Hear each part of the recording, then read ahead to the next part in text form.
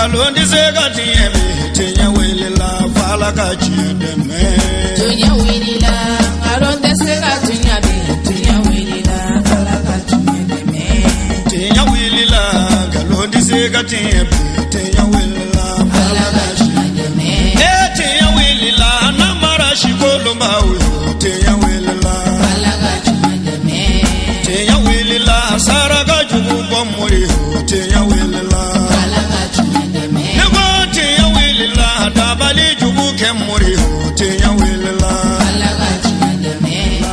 بسم الله الرحمن الرحيم الحمد لله حمدا يليق بعلائه ونعمائه القائل في محكم تنزيله واعتصموا بحبل الله جميعا ولا تفرقوا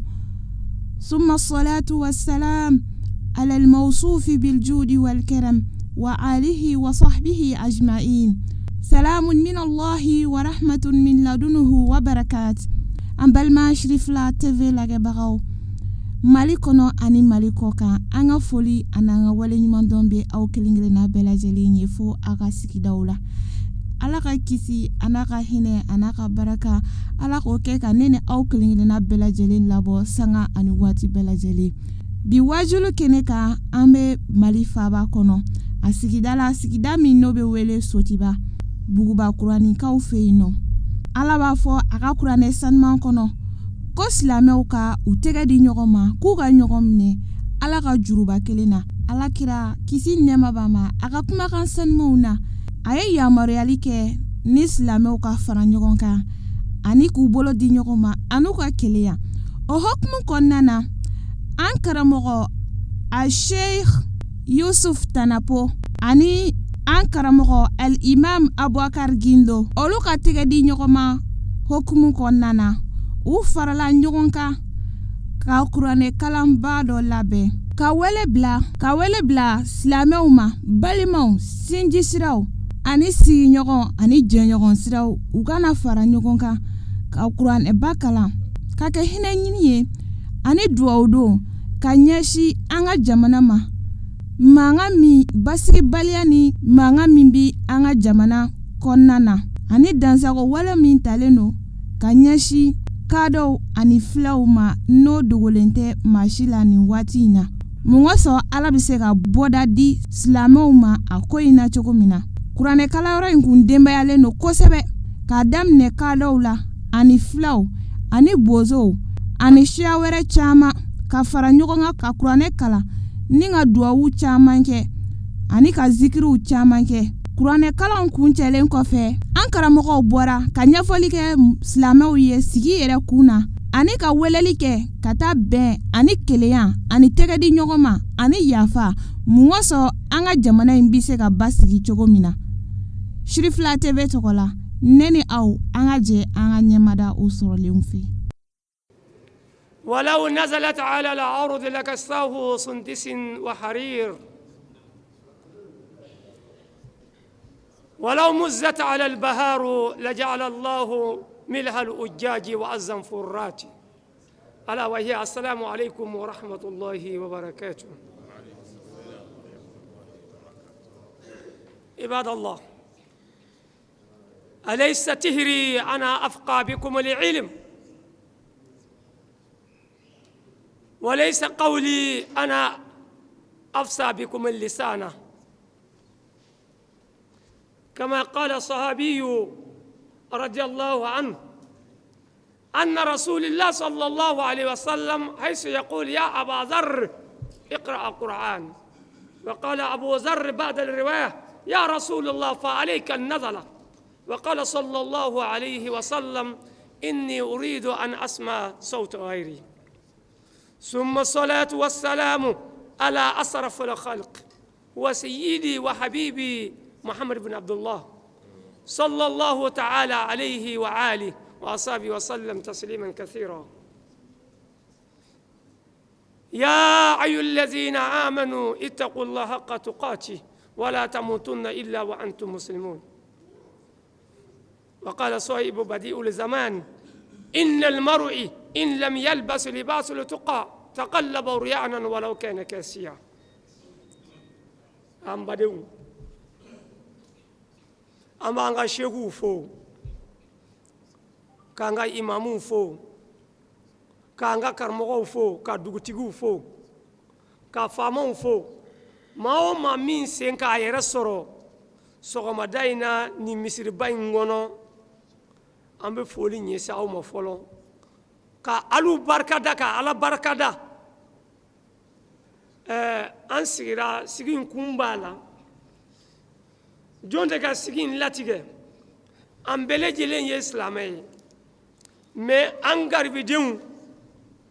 an bɛɛ ye ɲɔgɔn sɔrɔ Segu Sala kanu de la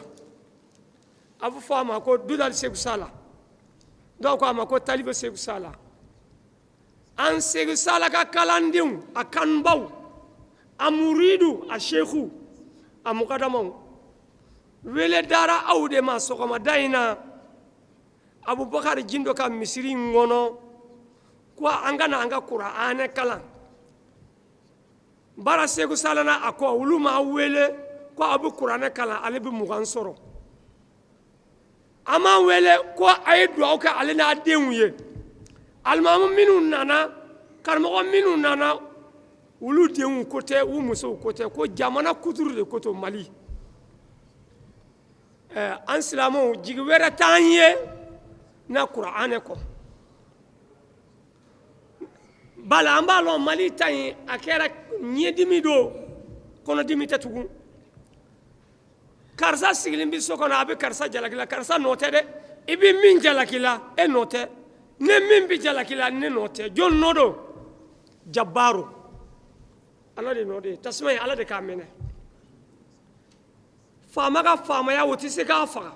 mori ka moriya tɛ se k'a faga mɔgɔ tɛ yen min bɛ se ka tasuma in faga jɔn de bɛ se k'a faga Jabaru kalan kɛ kun ye min ye tasuma in ka faga ka bɔ Mali la an ka dɔ kɛ sa bon n balimaw Kuranɛ kalan kun ye o ye wala n'a Kuranɛ in kalanna waati min na sheku minnu bɛna dugawu kɛ ala ka dugawu in jaabi sababu min ka anu sigi yan Segu Sala ka kalandenw k'a diɲɛ bɛɛ wele Dudal Segu Sala n'a ma fili an bɛ jamana 36 anu ka président tɔgɔ ko Ali Yanɔgɔ a sigilen filɛ nin ye sheku kelen de b'an bolo an bɛɛ ye muridu ye muridu kɔrɔ ye de an bɛɛ ye ɲɔgɔn sɔrɔ kadiriya de kɔnɔ ala kanu do nasolate ko tɛ kadiriya kɔnɔ dɔ bɛ yen kadiriya do américain do dɔ bɛ yen kadiriya do dɔgɔnɔ do dɔ bɛ yen kadiriya do mosi do dɔ bɛ yen kadiriya do fila do nasolate ko tɛ dɛ an ko an bɛɛ de ko ye bal an bɛɛ ye ɲɔgɔn selo Segu Sala kɔfɛ Segu Sala ma mɔgɔ woloma mɔgɔ la dɛ a ma jɛman filɛ jɛman ye a ma fiman filɛ fiman ye a ye an bɛɛ kalan ka don ɲɔgɔn kan o de kalimatu kelen la ilaha illallah Muhammadu Rasulillah sallallahu alaihi wasallam Segu Sala a ye nin kɛ miseli ye ka adamadenw kalan ka don ɲɔgɔn na wala muridu sheikhu kalankɛlaw an k'an janto Kuranɛ yɛrɛ min kalanna de tiɲɛ don n'a ye Kuranɛ kalan ka ala deli wallahi ala bɛ sɔn ka ko tɔgɔ in kɛ mais e kalanba in e bɛ cogo di de an minnu bɛ dugawu kɛ k'an to ɲɔgɔn buruja la k'an to ɲɔgɔn danbe tiɲɛ na ka to ɲɔgɔn hasidiya la k'an to an ka so kɔnɔ an bɛ moriw ma to yen Mali kɔnɔ maaba tɛ yen tuguni maliyɛnw kalankɛlaw maliyɛn karamɔgɔw faamaw m'an bila la faamaw ka dɔrɔmɛ 1 t'an kɔnɔ an ye ivoiriyɛnw ye dɛ tiɲɛ ka fɔ dɛ ka to i ka misiri kɔnɔ k'a faama neni ou bien ka to i ka bon kɔnɔ k'a faama neni o de silamɛya ye Mali filɛ nin ye position min na est-ce que faama ka fakoleya don wa a ka fugariya don wa a ka fugariya tɛ dɛ dudenw bilala ɲɔgɔn na duden ye ɲɔgɔn wele polisi la duden ye ɲɔgɔn sɔgɔ muru la est-ce que o ye dutigi ka fakoleya de ye wa ala ka latigɛ do dɛ lajarabi do ala ye nin lajarabi in da an'u kan de an maliyɛnw kan imma nashkuruhu wa imma nakfuruhu jango an bɛ ala lɔn an n'u yɛrɛ de ka kojugu kɛ ala la an ye min kɛ dɛ ala t'a fɛ fiyewu lahara jahanama in kɔnɔ an ka don a la donc abina ni fitna ye ka jiganga na anga lon ka foko ala anga koju kama anga ala kuta kama na ala nanani ye andama kasira ala ye ka yafa ka tubi ka kosigi ala ma ala ba ta ka boye e be arjana bi soro ni ala ka la jarabi ye de wala na la jarabi nana ala be mu fanu ye kira be mu de fanu ye malion dugu jera anga mbolo di nyoma anga yafa adama den ka kuma toy kono dumna do yoro bende ibi se mina ita beke ibi minno ita bevo fendo be ibi sala me iba toy dondo kama fendo be afori sebiye me iba toy dondo kama donc na wodo tasmay fenji me de ba faga qur'ana kala ala deli qur'ana na amma ya fa nyoma est ce que ala bina ya fa nu mawa anu ga anu premier ka ya fa nyoma ma bate maliko na tuguni wo sheku matoy uka sheku shiti maliko na mi madogoya mi maneni mi madam buruja fama te mi maneni ministry te mi maneni wode islamai awa kiraka au kalamina wode ni yawa lima mana ati'u Allah wa ati'u ar-rasul wa ati'u amirikum tadkhulul jannati rabbikum afle halna adam akara ngono ko al ulama'u warasatul anbiya نعم علماء ورثوا عن أنبياء هل هو القرآن الورث أو حفظ كلون باو يكيرا كينتا أكيرا مونا سبندوا نترى إنورسيتي لا ندك كيرا كينتا نغا قرآن درسي ندك كيرا كينتا لا الذين ورثوا أخلاقه وآدابه هم ورثوا أنبياء منو يجي كيرا جوتا kalan ko tede mi ko do e qur'ana durusi kira jogo dala de ale ma kira ken soro de do tara université la diplôme babolo wuluti kira jogo kira ken ta bawu yede minu ye kira jogo ta uga kumakan kira ka kumakan do uga chewale kira ka chewale do halen na ya soro la wuti bini ba sebenendo hum warasu al anbiya mais anko mali kono ko karmo ye papier mi e papier kala ko wulu diga kira kenta wulu ma kira kenta de wulu warasu shayatin misri flaka misri do boroto shia do flaka shia do boroto fantam flaka fama boroto fama flaka fantam boroto se desabato flaka wartigi boroto mais ma hada din islamo dugu jeda anga ko sigi anyu dabla ambe gisa kele fitini falu nyana kira sallallahu alaihi wasallam na ya sorola mali lonbaw die kono wallahi farafina na ye lonba jamana wele na mali me ka premier mali me ka flanai qur'ana haka min bi kalala malla saraka haka min bi bola malila moru bi kalwa haka min dona malila wali ja haka min ye do min ke malila nay ka mali ye buteli kono bi jonno do am mali on do wa ulama'ihim darasu alonbaw kalana uyuga kalankere uyera kunde wattabahu ahwa'ahum utugura uni dongoko achama fasadul kabir alimun mutanashiku akbar minhu jahilun mutanashiku lon gala naye fengala na yera ka kunfiye e setana doyi kunfi na ye dolon baka filasita e fana chin kala doyi donc na kera tan qur'ana kalan kun ye miye am bele jelen kana fora nyongon kan na adama de na ga fililo filimi yato alaka amine anu de nyongon janfa anu yera ka nyongon kobla alaka soroka do anu tia anu yera de ma hina nyona aye qur'ana kalamalo ama qur'ana barake nay donc alaga lajarabi de nana anga kosigi anga junubuma anga damakase alala alaka mokoto wala jango qur'ana kalam min kera sababiye fitine bi se ka dufa ka bɔ Mali kɔnɔ o la an bɛ misiri min kɔnɔ a Sheikh Abubakar Jindo ayiwa an bɛ jamana 30 ko de la Sheikh Sala ko do dɛ ala ko do dɛ diinɛ ko do dɛ Bamuru ma na ni mɔgɔ si ye yan Buson fana ma na ni mɔgɔ si ye yan ayiwa anu fɔ ko maliyɛnw bɛɛ de ko do tiɲɛ do anu ka président ye dɔgɔnɔ ye an ka Sheikh min b'an kunna bi bara Sheikh Sala dɔgɔnɔ do mais an ma dɔgɔnɔ dɔrɔn wele dɛ an ko an maliyɛnw bɛɛ a ye na an bɛ Kuranɛ kalan fitine min bɛ Mali fan o fan an ye min lɔn an ma min lɔn an ɲɛ bɛ min na an ma min ye a bɛ se ka dufa cogo min na den kana to a la muso kana to a la nafolo kana tiɲɛ a la kɛlɛ nimisa de b'a la kɛlɛ premier n'a y'a kɛ a tɛna ɲa ni bɔ kɔ nimisa tɛ wa kɛlɛ hali n'a i sera a la a tɛna ɲa joli bɔ kɔ nimisa tɛ wa hali n'a i sera a la a tɛna ɲa sɛgɛn kɔ nimisa tɛ wa hali n'a sera a tɛna ɲa nafolo tiɲɛ fana kɔ i sera o a tigi sera e la o maa tɛ se kɛlɛ la o la an yafa ɲɔgɔn ma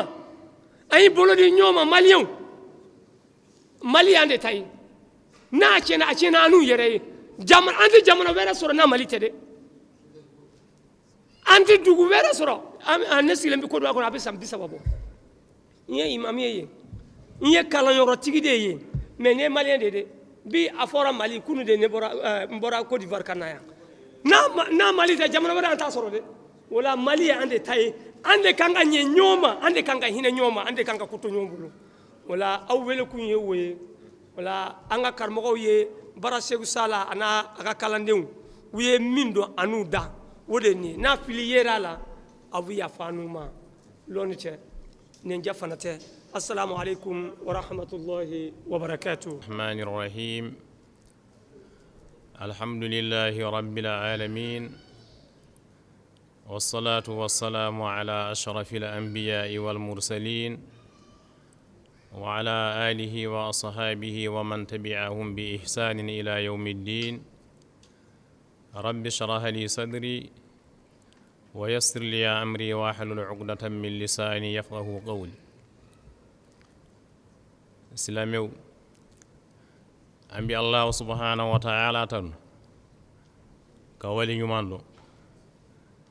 كسلي على كراكنا عليه الصلاة والسلام وكفي أمبي أنك كرمغو المامي منون بيان أني فمي دوغتيو أنك فوكسنير منون بيان كالانيو منون بيان أمبو بيفوكو ولي نيماندو وفانا كفي أنك كرمغو كي جيندو an batanu kosobe ka wali ñuman don naka walanda ñuman yi alhamdulillah an niso diyara aya fo shoya minna ko ulu Seku Sala ka kala newdod to mana alhamdulillah femmi ye Seku Sala ye oto be ambe karamogo ye Seku Sala ye na fora Seku Sala amba fo penga Seku Sala wurbubu Seku Sala masina Seku Sala banjugu Seku Sala o fana kofe ambi anga almami fo o de misiri almami ale de yan wele Abubakar Gindo o to mana ambatanu kawali nyuma don kosobe munna barsa ale de yan wele aya yira kabini ambi kalanke moti marala ko abanga togome ulu ko ni nana kasoro an ko ni tara kaba an ye kalanke yoro kelen anga karamogo we kelen ye jamara fana kelen ye oto mana ale de yan wele ko ulu o ba fe karamogo dogono ka karamogo ani fulaw ka karamogo oto mana anga sigi ka fara nyogon kan ka Qur'ana kalanka Allah subhanahu wa ta'ala wele oto mana ka yira fana ka fo femmi ye maliye antaredo fulaw dogono kado bamanaw ani siya were min be ako be fa kelen ba kelen de munna barsa an ye kalanke bamanaw fe an ye kalanke kado fana fe hali anga karamogo sisa min bi kaka sofara atogo alfa kado atumana ni ye Sheikh Khalil kalanke ale def tumana an ye dugu caman fana ke min ye dogono ka dugu do ina fo wula sago ani goma sago jala sago ani bankasi tumana an ye kalanke o rodel an balma dogono wala karo tumana ulu fana caman ye kalanke fulaw def ina fo an ye kalanke bamanaw fana fe ne wati do ke segu anga karamo ko mun tum bey atoko nuhun kulbali tumana an kalana ale de fe risala li abi zaid al-qayrawani tumana ale fana aka karamo ko wade abdullah landure ye jenne tumana ko femmi sigi kunye kayira ka fo an ko ni an be fa kelen ba kelen de do toro min biyan sisan tumana be toroye asera bema fulaw munum be dogono munum be ani mosi munum be ani menka munum be otmana tora sera bema ako siyeti se ka sigi siya kelen ka sigi ka fo kar salaka ulu koni tara me siya kelen odoron de tora atise fulaw tise ka dogono gen ka boro yorola ka sigi ka soro hakili sigi lembe dogono ulu fana utise ka fulaw gen yorola ka fo hakili sigi lembe utise me an koni an ga role jumeye an ye kalandewo ye an ye karamogo ye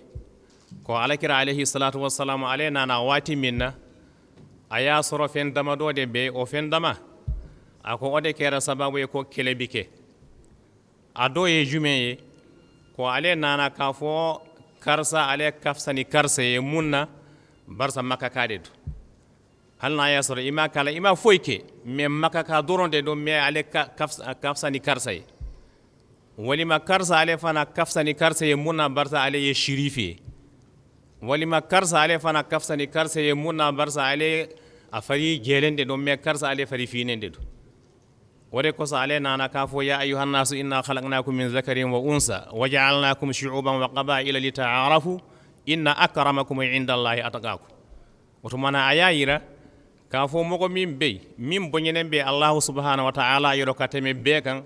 o de mogo min bey aye bare min dama min yake ka nye kateme be kan ako o de bonyenen be Allah subhanahu wa ta'ala yoro o tumana ayo wuli ka boy ka fo karsa ale kafsani karsa muna makka kade do wali madina kade do wali karsa ale fari finen be karsa ale fari jelen be ako o tey la fadala li arabiyyin ala ajami ka fo karsa ya arabu ya ale kafsani karsa ako ko ngalonden ako fi samande ya mimbe ibi bonye soro Allah subhanahu wa ta'ala yoroni femmi wode ka sira Allah subhanahu wa ta'ala ka teme bek otumana karamogo ulu fana uka role ye jumeye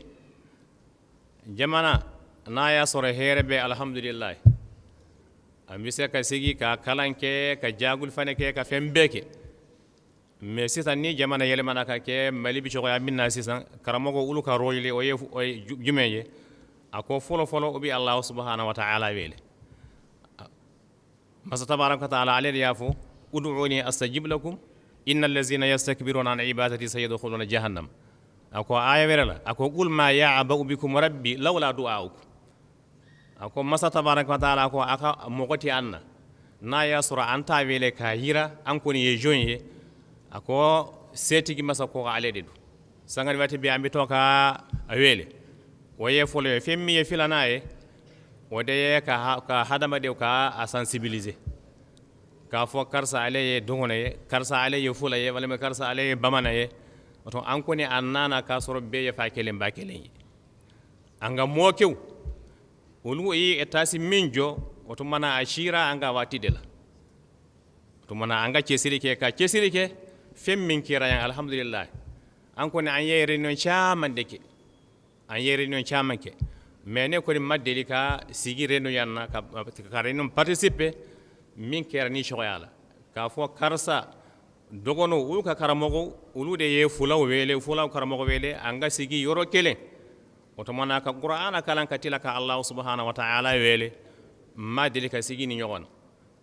tumana min kera alhamdulillah nan sera ka boyan fana kata fo banyagara wala kata banka sifula munum be ani dogono munum be ku be fara nyogon kan karamogo munum be ka wajuli ke ka maw sensibilité wal fana here bade ni ko ne here baye adama dew bibina min ye nyuman min kanka ke o ye ka wili ka joka dilale ke abi comme an kanka min ke amma ke ka se adan parce que wajibi re don na fitna wili la anga wili ka fitna duga parce que ala ya fo qur'ana kono la khayra fi kathirin min najwahum illa man amara bi sadaqatin aw ma'rufin aw islahin bayna an-nas ko ala ko qur'ana kono ko ñogon ye here site ñogon ye kono nana anga ñogon ye bi here ñogon ye do here foyte ñogon ye kono fo ñogon ye mimbi yamuriya ni ñuman ye mimbi yamuriya ni sarakati ye mimbi yamuriya ka dilali ke hadama dewni ñogon ci o de ñogon ye ñuman ye an kan ka jija nunu ñogon ye nunu an kan ka jija uluka ka sebe ko kala alakira sallallahu alayhi wa sallama ya mun fo an ye inna allaha la yanzuru ila suwarikum wala ila amwalikum innama yanzuru ila qulubikum wa a'malikum anga don alakira sallallahu alayhi wa sallama ko alati anga nya dawlaje nunu ye mo jemawe nunu ye fulawe nunu ye dogono ye wala nunu ye bamano ye alati olaje alati hadama dew ka naflo fana laje alabi mun laje hadama dewna uka duskun ani uka bara mogo munun ka duskun kain uka bara kain ulu de kain ala yoro ala bi ode laje ode bi nye fana ala o tigla mogo bi seka nye hadama dew chema ambi min wasu ya ka nyesi an yerema am bela jelen ka wili bara min damine na sisan anga tugo o bara la fo anga fitna fen wo fe min be malikono anga be boy parce que karamo kanka o role ke u kanka o barake u kanka o barake na u ya barake fana alaka deme be unofi parce que hadama dem fen wo fe min wili la ka be nyini ala bi o tigila mo deme a ko fana bi nya abolo an koni bi min faraka sisa anga karamo ka kuma kanna bo o ye niye ambi u bela jelen fo ka barkada ma wo ma min sincère yanno ambi a bela jelen fo ka barkada ambi laban ni min ye alhaji bara sek sala no ustad ya fo yanno sisan bara alati kansi me na fulakante ati bamana kamme ati kado kamme ati français me ati arabu me ati foy me na fulakante bara bi fulakande fo bo nimba yira na iyaye ni nyogana na be hadama dew chema hadama dew kanka kala nyogonna ka ke keleye an koni bi delile ke hal sisan parce que an munu ya karamogo ye anga kode do angana mogo were laj angana fanga makono angana politicien makono angana waritigu makono anga nyesen alama anga barake pour que mali bi seka bo nin toro mi mali be toro min kono bi parce que a fora anga karamogo bado ya fo ko na iyaye munum bi alaka foro sene ko uluti nyogon sama dancela mogo munun ye ala mogo ye ute kele ke du ko no fe wala ni ye neta ye wala ni ye neta ye ukasirate ola ko fo anga segi alama anga ke alaka mogo ye ala da ya anke sigi nyogon ye ala da ya anke kelen ye anga jija ka o kelen ya sabati ambi aw fo ka aw barkada ka bela jelen fo na baga bela jele ambi ala deli du'a min bina ke no sisan ala ka ke du'a jabita ala ka jabi ala ka mine ambi ala deli ala ka mine اللهم صل على محمد وعلى آل محمد وسلم الله الرحمن الرحيم اللهم صل على سيدنا محمد وعلى آله وصحبه وذريته ومن تبع بإحسان إلى يوم الدين وبعد السلام عليكم ورحمة الله تعالى وبركاته الحمد لله رب العالمين جمعنا يلا رجع كم بوندا وإسلام بوندلي كم بوندي أرتين نعم بوندي sirfla na ben pondi alhamdulillah so imme segale yalwaga ya daga cam sabab bima ko onno seg salam pondi molung imme ga cam pondi ci da imme da anda daga non ci da yagala jamana imme ga onyay nda ulunga cam yeliaye anga yangene imme kane onye gana goday anga yangene imme kane bono gana goday nda yi imme sele tembi sele yal ko gedin sele ambanye do imme changa mombiye ambagan kogye men anga yangir kane amban kogye dai ambanan so abuda dana gurana kana yeleye gurana ga imme jange gurana jange nga betuma min yafa kanyenye imme ga tuma min yafa wai imme yafa rana jange imme janga daga le ambana imme yafa jawo dumago ma gurana ga cide jange nga won mais gurana ga imme jange ko kologono jange tuma imme sana adale imme tumma dale ambe me yafa kana molun imme non to gombe sabab gali semba na yela daga mbeli tele na yela daga be sabab gali ambe me yafa kana jamana ga sabab gale segu jatawno njogombe sabab gale ambe men yaf kana cide nje men dande jawgo anga yorodo yen kan ga bileyo mande mem togu noga ondu togu yela yocem jawgo wo jele de me jawgo cide jela daga ambana wo ma wo i cide nje molungombe denno ondien e molungo tuma mun awan tuma mona yafa gien tuma le siege bien e waga tuman le siege biya amba gen ambana yabada mais e tuman le siege ondi ndacan woju yamada denna daga biye bire ibira da can giriya ile amba ko sarna ambe me yaba amba ko sarna ambe me yaba er palaga emme obonni molun emme be yalwana emme so sele yen kan ga bile so gale so emme nama nogbe yen kan bile mande emme yafkana assalamu alaikum wa rahmatullahi ta'ala wa barakatuh bismillahir rahmanir rahim الحمد لله رب العالمين والصلاة والسلام على رسول الله محمد وعلى آله وصحبه وسلم رب اشرح لي صدري ويسر لي أمري واحلل عقدة من لساني يفقه قولي أمبالي مو فولي بي بيلا جليني على تاكوفي من مسألة دي فوفولو كا ولي نيماندون كا أباركا دا ka barka ñina fe hero ñina fe ka do ke aka nema fana ke an kuntigi ba anaka sumo naka dunga ko anaka sahabo ambale mo kuma jante kuma munun foran ninye ni ambe sigile ñana anyame ajaranye o era de kama ci sera amma amena limamana shezila nga kuninde cin sera ka lettre sera ka kala président ya jira jenapo ideun ko obina do ke o kuma na ta fara ide nununga ika do ke wuye aguma nen nana o kene de ka ndem ni mo ndem dama de biya o kuma na mbije ka fara bela jelenka amma ndama ka shi alala ambi kulu alala ambi kulu alala ambi kulu alala anga kasi alala masay ne ko betigi masay ne ko betigi kuma be bana folaw kuma be bana fola o dongono saba dugu saba tie ni ya mogo faranyonga nubu sika kuma dongono kanna frashita la o kuma flakandela o frashitu bulu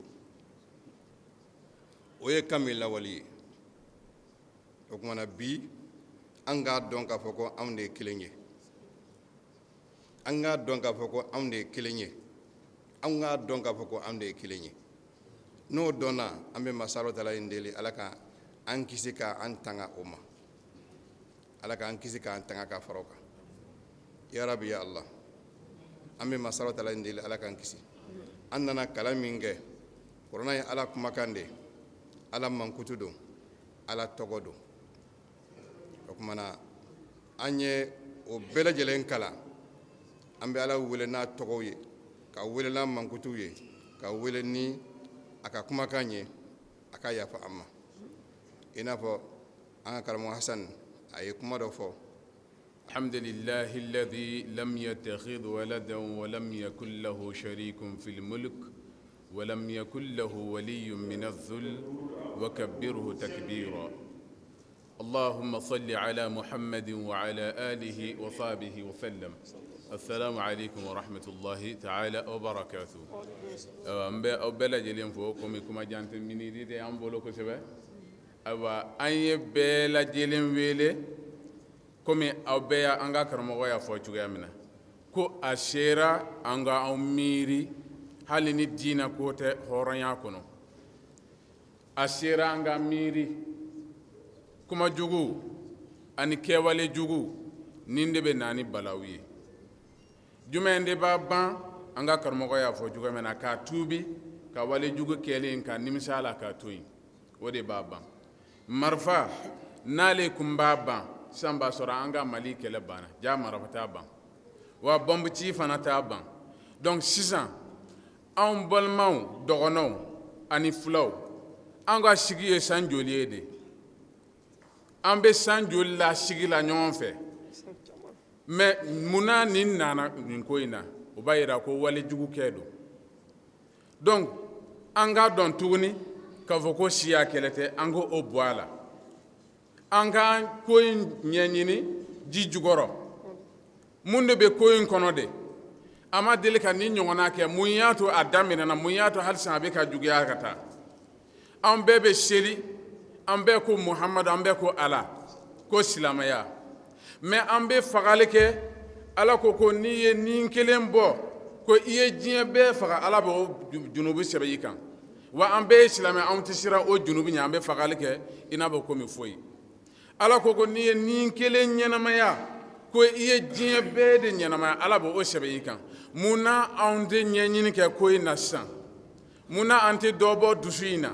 munna an tɛ tuubi ka taa ala ma ala yɛrɛ ko ni fasugu nana ni kunnafoni ye aw kana na wuli ka taa o ko in kama dɛ aw ka ɲɛɲini ka ko jɛlen sɔrɔ n'o tɛ a bɛ nimisa o b'a yira ko aw ni balimaw cɛla juguw de bɛ yen ni jugu tɛ yen an ka wale jugu de bɛ yen o la an ka tuubi k'a tɛgɛ di ɲɔgɔn ma an ye seku sala ka kalandenw de seku sala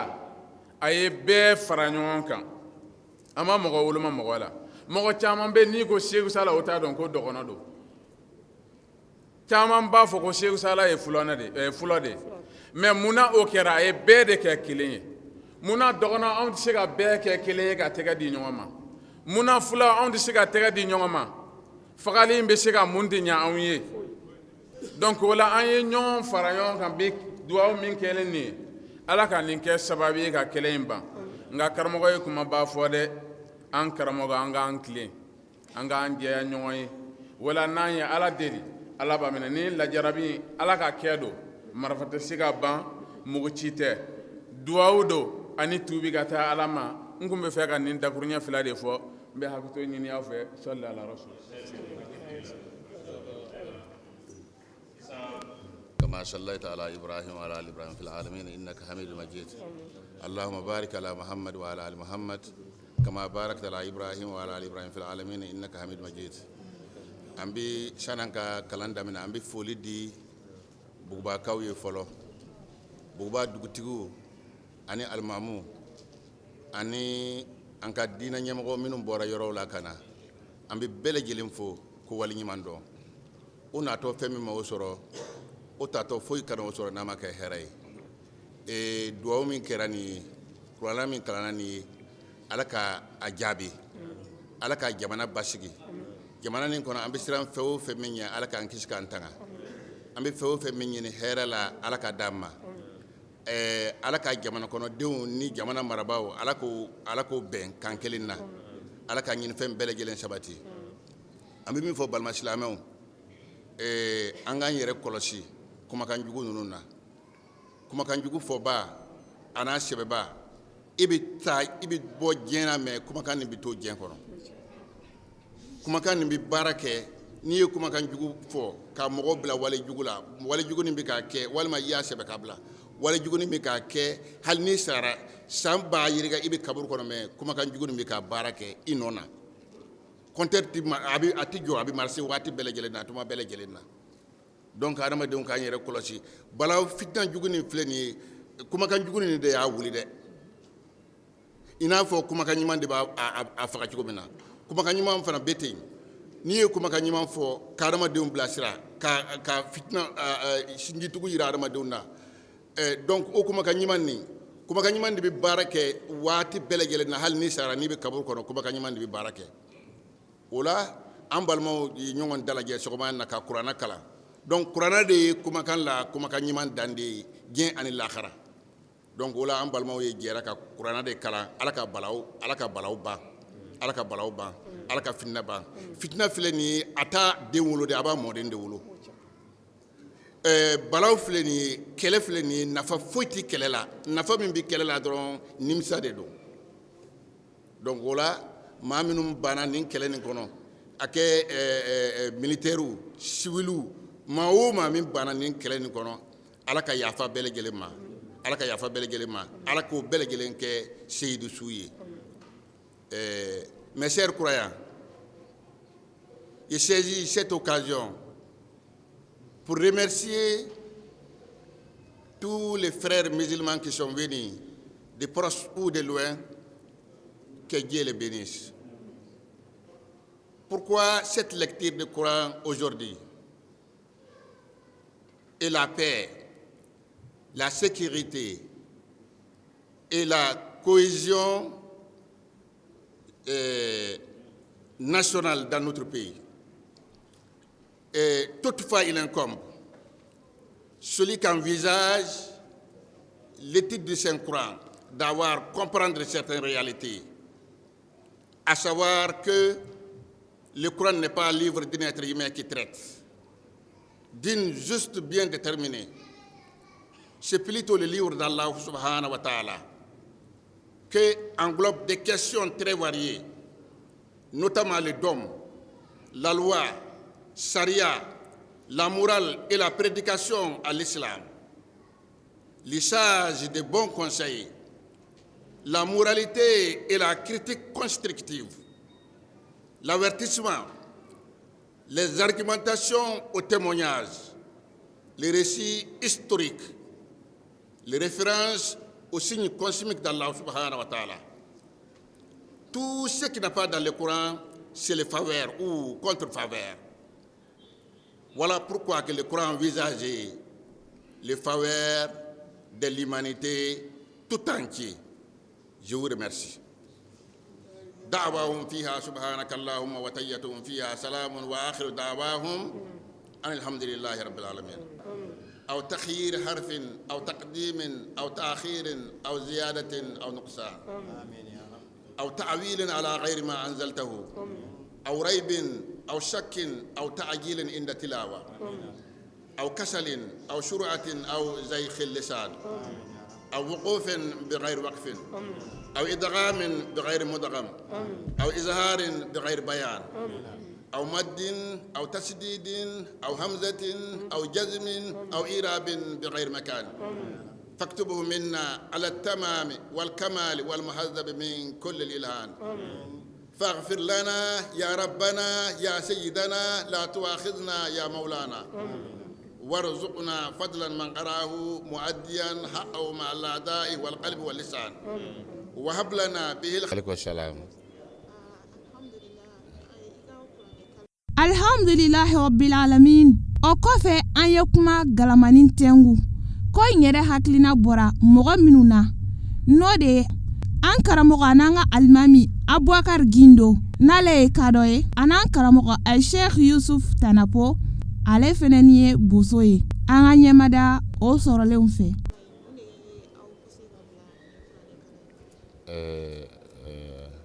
Sananga fɔ ɲɛmada foli di n'a b'a bɛɛ lajɛlen ye maa o maa min sera yan aw taatɔ fɛn min m'aw sɔrɔ aw taatɔ foyi kana aw sɔrɔ n'a ma kɛ hɛrɛ ye fɛn min ye an bila kuranɛ kalan na jamana bɛ lahalaya min na bɛɛ lajɛlen ɲɛ b'a la donc ni lahalaya min bɛ bɛɛ lajɛlen kan ka i se yira yan min bɛ se kuma na min bɛ se kalan na min bɛ se fɛɛrɛ o fɛɛrɛ min na i kan ka fɛɛrɛ ɲini pour que jamana nin ka basigi an bɛ yɔrɔ min na ni y'a mɛn ko n bɛ taa misiri la n bɛ kɛ nin ɲɛmɔgɔ ye n bɛ ka nin ɲɛmɔgɔ ye jamana de bɛ yen donc n'a jamana donna kunbalan na waati min na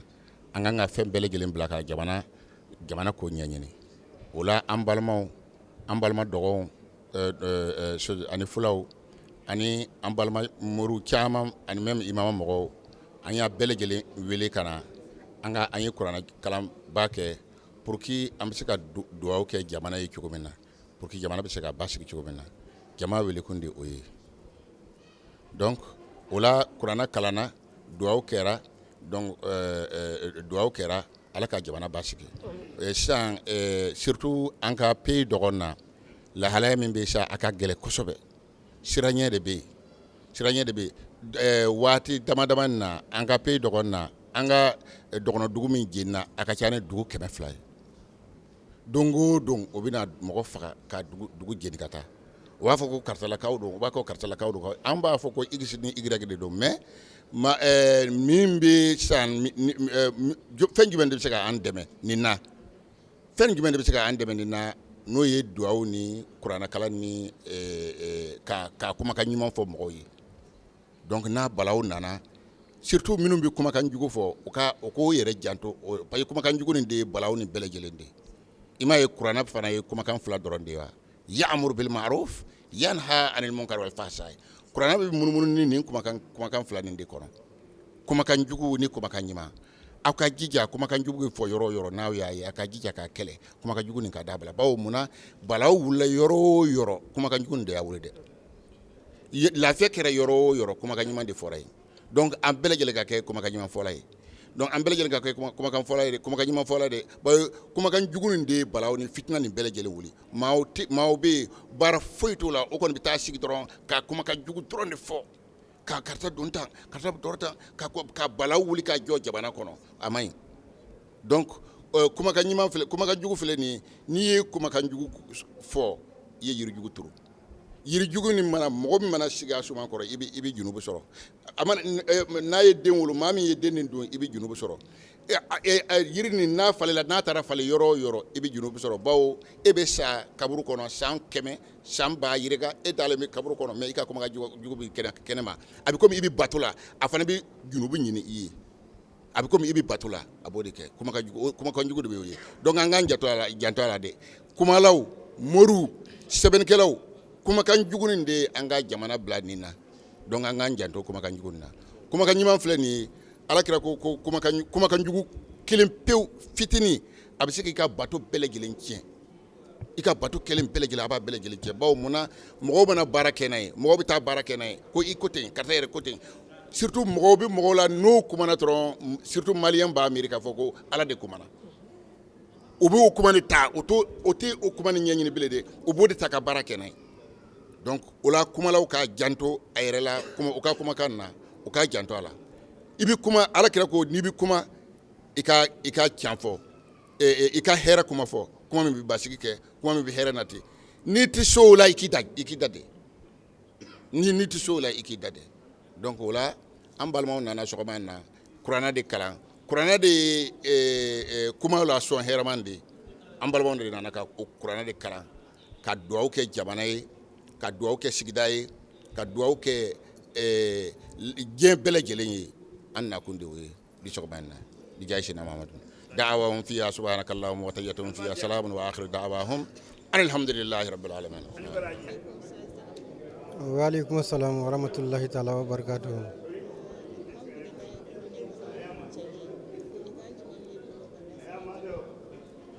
Folikan min bɛ ne bolo ka ɲɛsin jama ma o ye nin baara min kɛ nin baara ɲɛna kosɛbɛ parce que bɛɛ ka kan ka hakili to jamana in de la jamana in ka basigi o de ka di bɛɛ ye ni jamana basigira bɛɛ ni bɛ lafiya n'o tɛ dɔgɔnɔ ninnu ni filaw ni bosow ani bamananw olu bɛɛ ye kelen de ye n'i y'a ye mɔgɔ fila bɛ kɛlɛ la a b'u ɲininka de parce que mɔgɔ tɛ kɛlɛ k'i kunfɛ ten i bɛna sɔrɔ mɔgɔ dɔ de b'aw ni ɲɔgɔn cɛ o de b'a bila ɲɔgɔn na n'a y'a janto a yɛrɛ la aw tɛ kɛlɛ anw boso minnu filɛ nin ye anw ni filaw de bɛ ɲagaminen bɛ ɲɔgɔn na filaw bɛ don an ka so kɔnɔ an ni filaw de bɛ baro kɛ anw ka yɔrɔ ninnu na filakan dɔrɔn de bɛ fɔ yen ka tɛmɛ hali bamanankan yɛrɛ kan n'i y'a ye olu tɛ bɛn bi dun i b'a dɔn ko dɔ de nana mais n b'a min ɲini jama fɛ mais filaw ni boso ninnu ni kadow an bɛɛ ba kelen fa kelen de ye anw bɛɛ kalanna karamɔgɔ kelenw de fɛ an bɛɛ bɔkolo kelen de ye an k'an janto an ka kunu na kunu kana bi tiɲɛ na an y'o kɛ an mago bɛ min na jamana na an b'an sago sɔrɔ min bɛ fɛ ka a fɔ jama ye o ye nin kumakan ye n bɛ jama fo k'u waleɲuman dɔn a ni cɛsiri n bɛ teleso yɛrɛ fo aw ni cɛsiri aw ni ce a ka baara la teleso mɔgɔ a ni ce a ka baara la a ka baara ɲɛna n b'aw fo assalamu alaikum warahmatullahi taala wabarakatuh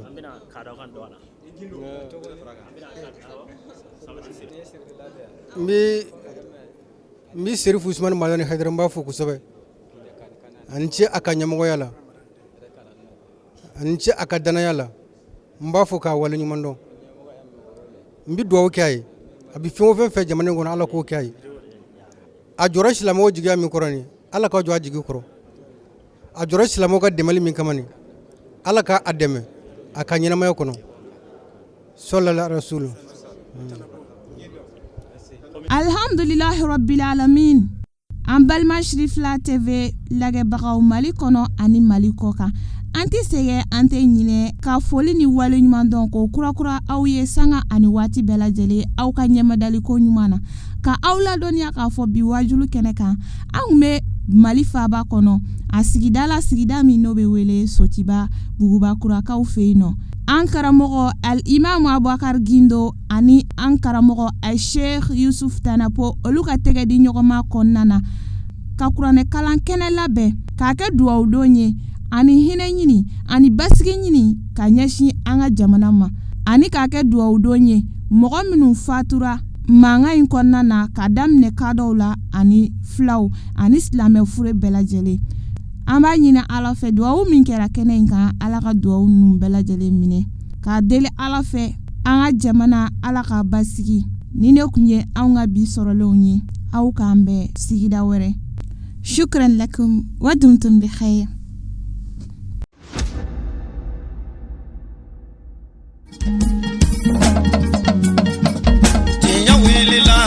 Londi sega tiebe tinya welila fala ka chideme tinya welila alonde sega tinyabe tinya welila fala ka chideme tinya welila galondi sega tiebe tinya welila fala ka chideme tinya welila namara shikolo mawe